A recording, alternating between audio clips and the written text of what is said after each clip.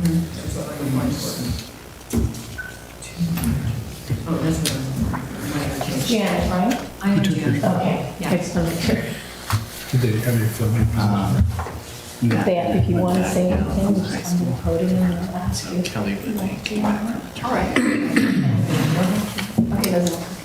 It is now 7 p.m. on February 3rd, and I'm calling to order the City of Brookings Planning Commission. Please stand for the Pledge of Allegiance. I pledge allegiance to the flag of the United States of America and to the republic for which it stands, one nation, under God, indivisible, with liberty and justice for all.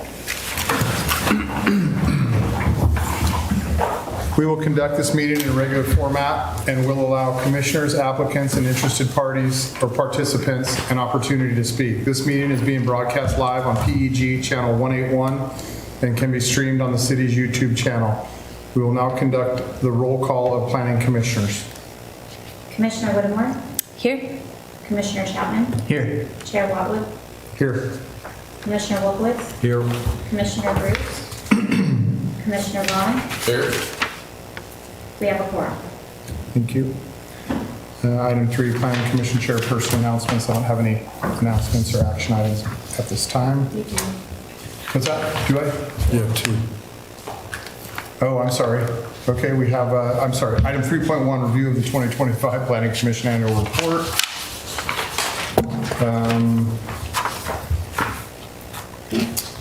See, the Brookings Planning Commission met in quorum 7 times in 2025. The commission is made up of 7 members and is chaired by Skip Watwood, with Gerald Wolkowitz serving as vice chair. The other members and commissions include Sage Bruce, Anthony Bond, Nicholas Chapman, and Amanda Whittemore.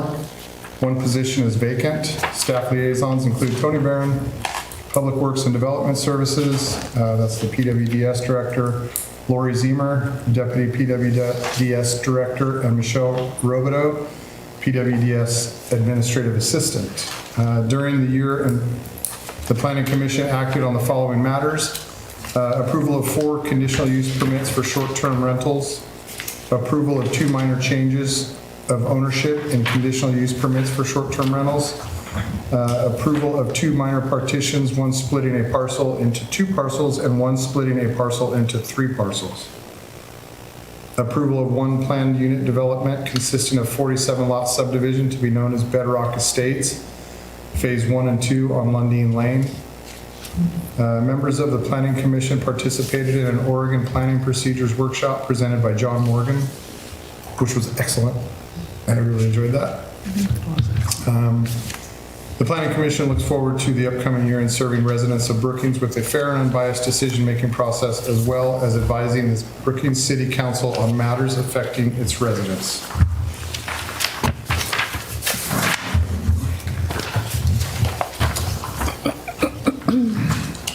So item 3.2, consideration, I'm sorry. I move the Planning Commission approve 2-year, I'm sorry, my mistake. Thought we were supposed to approve this, but. You can make a motion because it does go to the city council next. Should we Just do for that their- now? Okay, so do it. Okay, so I move that the Planning Commission approve the annual planning 2025 year in review. Second. Chair Wotwood, Aye. Commissioner Vaughn, Aye. Commissioner Whittemore, Aye. Commissioner Wolkowitz, Aye. Commissioner Chapman. Aye. Motion carries. Okay, item 3.2, we have consideration of a 2-year extension of file number MOD-1-15, DDP-1-10 to revise conditional approval number 2 to extend the expiration date. And I just wanted, we need to at least state the Lone Ranch for the record.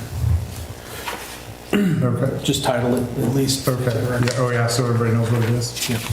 Yeah, so that's the Lone Ranch subdivision.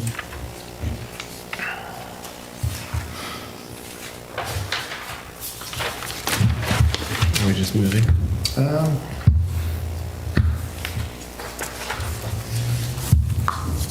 We do have representative for the development group in the audience. If you have any questions or would like an update, you could certainly ask them to step up to the podium if you're interested. If you are. Anybody? No need, if you don't need to. Just a question of when you think possibly you'll be turning dirt. Well, we can ask him to come up. How about that? Yeah, you want to come up to the podium, state your name and mailing address? Leroy Blodgett, P.O. Box 7618, Brookings, Oregon. The project, it's a large project, as you know. And we have several engineers and consultants working. It's probably going to be, probably not this summer. It's going to be the following spring before we actually start moving dirt. Maybe we're lucky late this summer, in the fall or something. But a lot going on. That's about it. That's all I have to say. Yeah. And especially with the transition of ownership. Yeah, there was a transfer, and actually that's gone real smooth, because the ownership didn't change the company at all. All they did was buy all the stock. So the South Coast Lumber still stays in place, the ownership still stays in place, but there's different people there. And so that's been a little bit of a challenge, but it's been okay. Okay. I've been waiting 18 years for this. I voted on the last Lone Ranch approval of the PUD itself, so. Yeah, me too. So just remind the commission that, our code, we changed the code, I want to say like 10 years ago or 7 years ago is maybe. This particular extension, we didn't have the option to do that. But one of the caveats to this is that there's progress still being made on. And of course, you all know we're doing the infrastructure package to get Lone Ranch tied into the city services. And then parallel, they're working on finalizing some of their details on their plans they're going to submit for civil engineering for their development. So there is progress, and so with that, we typically would recommend an extension. We've been working closely with your staff and the Council of Governments.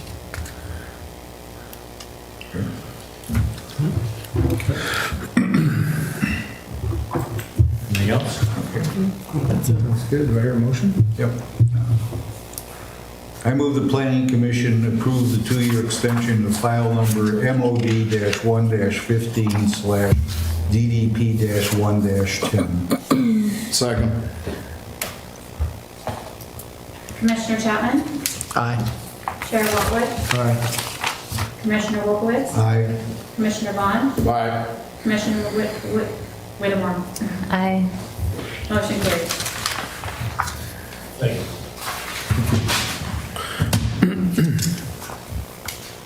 We are about to begin the public hearing portion of the agenda. The following information applies to all of the applications being heard today. The public hearing will be conducted in the following manner. First, the planning staff will present their report. The applicant will then make his or her presentation.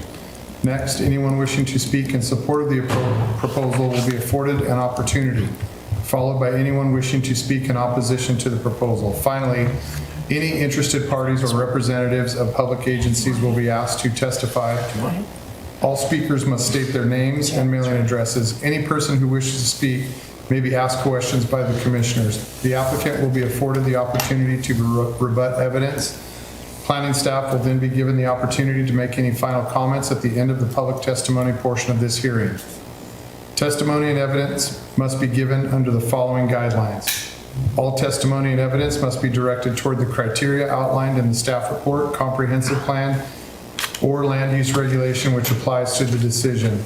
Except for the applicant, testimony shall be limited to 5 minutes unless otherwise stated by the chair. Any exhibits presented will be marked as part of the record and will be kept by the planning staff until appeal opportunities expire. Failure to raise an issue accompanied by statements or evidence sufficient to afford the commission and parties an opportunity to respond precludes appeal to the Oregon Land Use Board of Appeals, LUBA, based on that issue. failure of the applicant to raise constitutional or other issues relating to the proposed conditions of the approval with sufficient specificity to allow this commission to respond to the issue precludes an action for damages in circuit court. Prior to the conclusion of the evidentiary hearing, any participant may request additional time and the opportunity to present additional evidence or testimony regarding the proposal. This is limited to those who have spoken on the request. Repetitious testimony is not necessary and is discouraged. We have a minor change of a conditional use permit for a short-term rental for a new owner at 96335 Dawson Road. This is a quasi-judicial hearing and the Planning Commission will make a decision on this matter. By a show of hands, does any commissioner have any ex parte contact to declare for any of these applications? I see no hands raised. By a show of hands, does any commissioner have any personal bias or personal interest that would preclude their participation in hearing any of these applications? I see no hands raised. By a show of hands, does any commissioner have any potential or actual conflict of interest to declare for any of these applications? I see no hands raised. Does anyone object to the jurisdiction of the Planning Commission to hear these matters? Seeing no hands raised in objection, we will now proceed with the presentation of these applications. We will now proceed with the following application. Agenda item 4.1-MC-1-26 CUP-5-19. The time is now 7:11 p.m. and the public hearing to consider the following application is open. In the matter of file number MC-1-26 CUP-5-19, a request for approval of a minor change of a conditional use permit at 96335 Dawson Road, changing a permit into a new property owner's names. The owners and applicant is Janet M. Bear. The criteria used to decide this matter is found in section 17.124.170, short-term rentals, and section 17.116.090, minor change of the Brookings Municipal Code. We will now proceed with the staff report.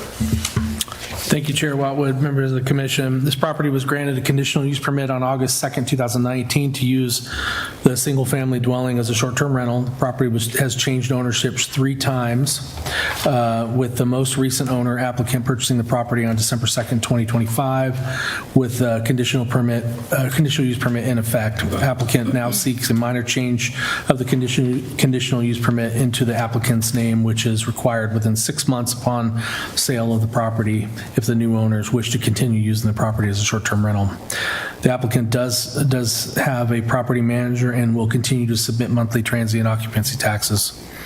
They have no proposed changes to the property, and the minor change will have no additional impact on the adjoining property holders. We did not receive any written comments from any of the neighbors on this. So again, this is a minor change to an existing conditional use permit at 96335 Dawson Road. Staff recommends approval of this minor change. Any questions? I don't think so. Anybody have a question? Is the applicant present? Would you like to say anything on your behalf? If you do, please approach the podium and state your name and your mailing address. Yes, Janet Bear, 3223 Canfield Road, Sebastopol, California, 95472. And I bought this property in early December, and I intend to live here. Eventually, I'm in an elder care situation right now, so I'm going to continue with the short-term rental situation until such time that I can move here. Okay. Oh, Yeah, thank you. thank you. Is there anybody in support? Any opposed? Any interested parties?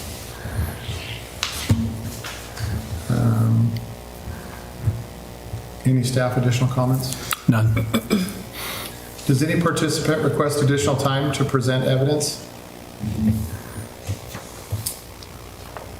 In any land use decision, the burden of producing substantial evidence to demonstrate compliance with the applicable criteria is upon the applicants. If adequate evidence is not provided, the applicant must be denied. An applicant may be granted up to 7 additional days to submit written argument. Does the applicant request additional time to submit written argument? Do you request additional time? Okay, if not, are you willing to waive written argument and have a decision made this evening? Yes. It is now 7:14 PM and public testimony is closed on Planning Commission file number MC-1-26 CUP-5-19. We will now proceed to Planning Commission discussion and make a decision on the matter. From this point forward, no member of the audience will be allowed to address the commission. Any discussion? Do I hear a motion? All right, motion. I move that the Planning Commission approve file number MC-1-26/CUP-5-19, a request for a minor change of the conditional use permit, changing the permit for 96335 Dawson Road into the new property owner's names, Janet M. Bear, based on the findings and conclusions stated in the staff report and subject to the conditions of approval. Second. Commissioner Whittemore? Aye. Commissioner Vaughn? Aye. Commissioner Wolkowitz? Aye. Chair Whatwood? Aye. Commissioner Chapman? Aye. Motion carries.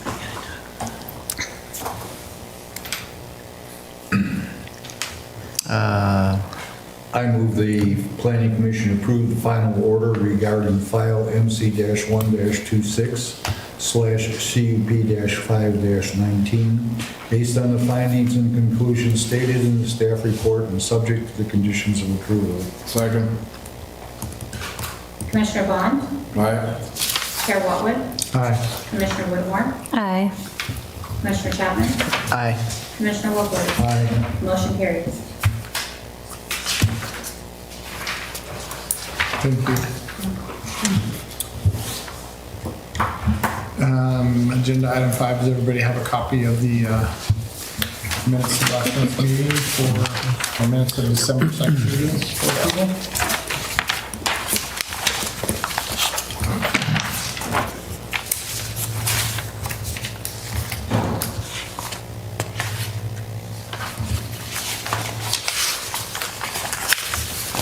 Yes.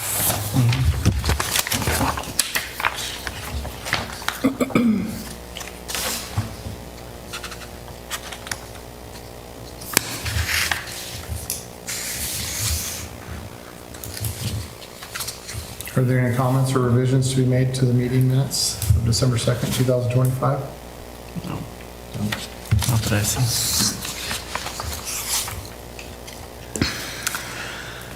I move the Planning Commission approve the Planning Commission minutes of December 2nd, 2025. Second. Commissioner Wolkowitz? I'm sorry. Yes. Aye. Commissioner Chapman? Aye. Chair Whatwood? Aye. Commissioner Vaughn? Aye. Commissioner Whittemore? Aye. Do we need a second? How's that? He seconded. I was like, Yeah. that's my job. That's his job. That's he does that every time. That's how he earns that He beats me paycheck. to it. Even when he's absent, his echo reverberates. That's right. Don't need this microphone thing. Do we have any agenda item number 6, do we have any unscheduled public appearances? Nope. They didn't make it. Any report from planning outside. staff? Anything We'll next month? have one item on March agenda. All right. It's gonna be a CUP for short-term rental. What, another short term? Yeah. Charter. They're really slowing down. Housing stuff. You want me to spend 10 minutes? How many do we have in the city now? How many short-term rentals do we have in the city now? 85, 85? yeah. Some of them are not active. Not active, right? Yeah, there's about 9 of them that are not active. Okay. Is there a statute? A cap? Yeah. No. Well, we used to address that. it's such a small percentage that Yeah. They the compared city it to other council, the cities. city council is not enough to worry. Makes sense. The comment was, when we get closer to 250, we might consider it. Right. Makes sense. Yeah. At this new council, I don't know where they sit, but that was previous council when we talked about that.